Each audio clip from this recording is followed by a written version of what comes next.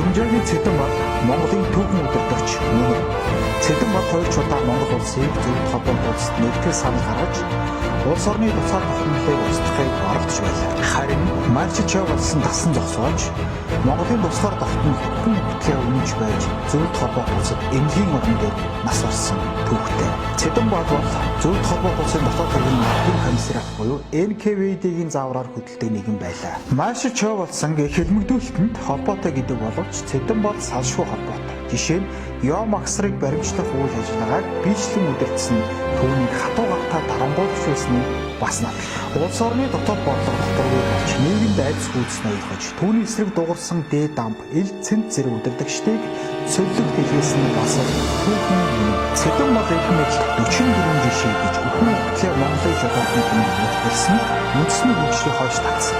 Улс төрийн тогтолцоо нэг хүний дарамгуулалт орж шинэ үндэс сэтгэгчдийг гарч нийгмийн дэвшлиг гомс түүхийг мартахсгүй. Монголын ард түмний түүхийг үнэн зөвөөр хүчж ойлгох нь эрх чөлөө тусгай тогтнолын баталгаа юм. Preview